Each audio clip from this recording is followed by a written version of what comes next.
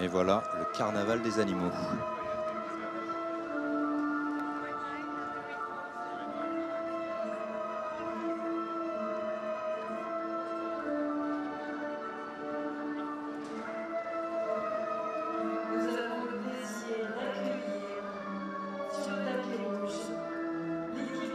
Voilà l'équipe du 14e film en compétition de ce 77e festival de Cannes. Un cinéaste américain, Sean Baker, né en 1971, qui vient nous présenter son film ici, en compétition. Anora, après Tangerine. Il n'était pas là pour Tangerine, mais c'est le réalisateur de Tangerine. Cette fois-ci, c'est l'histoire d'Anora, donc une jeune escorte qui va tomber amoureuse, qui va se marier à un jeune oligarque russe qui habite à New York.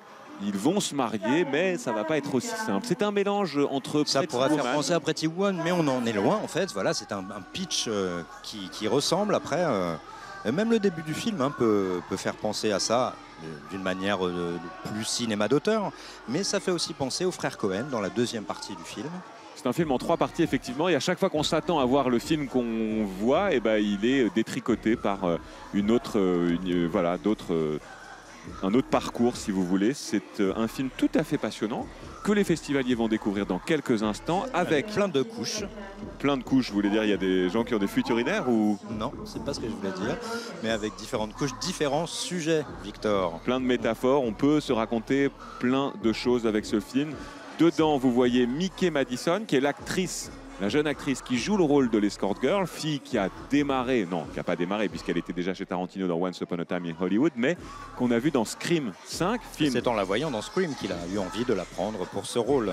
Film de 2022, mais il y a aussi un autre qu'on adore qui s'appelle Yuri Borisov, acteur russe que vous voyez sur le tapis rouge, c'est celui qui a le crâne rasé. Que vous avez peut-être vu dans Compartiment 6 notamment. Qui a eu le Grand Prix à Cannes ici, film islandais. C'est une star en Russie et ça, on va essayer de vous l'expliquer pourquoi. Il a joué dans un film de cinéma d'auteur qui s'appelle Elena. Il a commencé comme ça, film d'Andrei Zvanitsev. Mais ça, c'est un film d'auteur. Mais non, en fait, il est plus connu pour des films à grand spectacle là-bas. C'est une star là-bas. Il joue avec son visage anguleux dans des épopées guerrières, des biopics et des films de sport, notamment des films qui ne nous disent rien ici, comme L'Entraîneur, Les Patins d'Argent. Mais là-bas, c'est une figure importante. Et l'actrice que vous voyez en vert, en velours vert, c'est Daria Ekamasova, actrice de théâtre et de cinéma russe, qui joue la mère du jeune héros, du jeune oligarque, qui on peut le dire, il se marie sans prévenir sa famille avec cette prostituée et ça fait un scandale. C'est un film qui joue de tous les mythes américains, que ce soit les mythes Disney. Vous citiez tout à l'heure Cendrillon, c'est une forme d'histoire de Cendrillon aujourd'hui, une sorte de conte de fées, mais aussi qui joue avec tout ce que l'Amérique nous propose comme rêve et que derrière qui sert de fascination à ce jeune russe, mais qui derrière la façade se retrouve souvent bien violent, puisque le trajet de cette escort girl va se révéler plus compliqué. La réalité sociale va les rattraper, mais pas que. C'est un film qui est fascinant aussi parce qu'il traite des différences entre hommes et femmes, de la redéfinition de ce qu'est la masculinité et de la féminité aujourd'hui. Un concept qui dépasse d'ailleurs les personnages un peu plus âgés du film. Ça crée des scènes hilarantes. C'est un film très très très drôle, mais pas que. À la fois un drame, une comédie, un film d'amour. Un film sur la société américaine, puisqu'on le dit, Sean Baker, c'est le cinéaste des laissés pour compte. Il en est encore question ici. Oui. Un film sur les rapports de deux pays, de deux puissances mondiales, en sous-couche en tout cas, l'Amérique et la Russie.